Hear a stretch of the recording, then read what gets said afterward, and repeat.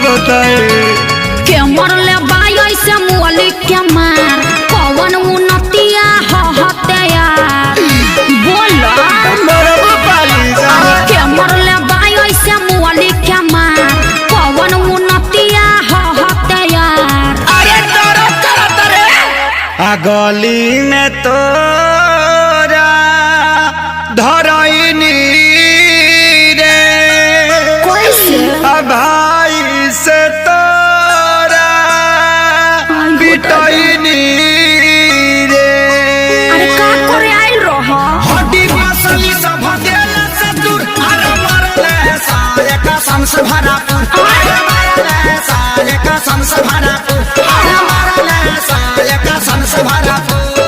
अरे कहाँ मरल अरे का बताइए बराबर ले बासा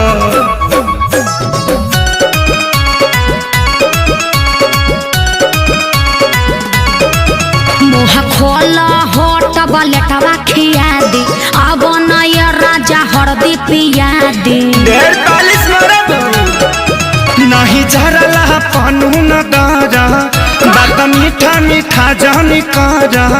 ओहो ऐसा कहे सोचता रह तनिको न कोइला हस विचार कुर्ता पायट कुल्ही देला सफार लहै हरदी गुड़ पीला तका कर मिले हम आईनी रे प्यार में गलती भारी कईनी रे।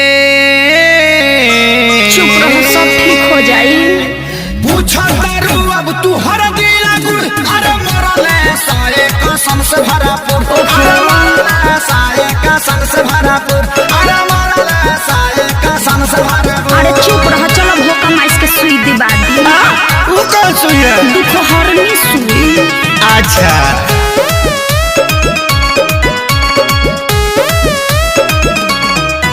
मरल सन जैसे मारे कसाई पापी हो बड़ी बड़े सभाई जनता रे खेसारी सभन के सब खेला है बचन के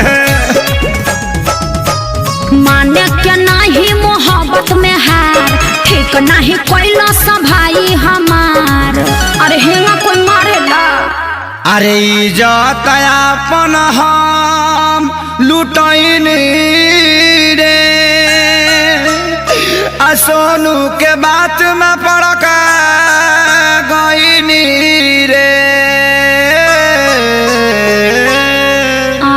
रहे के बायब तो तोरा से दूर अरे मरले साले कसम से भरा। अच्छा चुप रह। मरले साले कसम से भरापुर अरे मरले साले कसम से भरापुर। अरे बाप रे बाप दर्द होता। अरे लावा अमर लाता के पाता साट दी।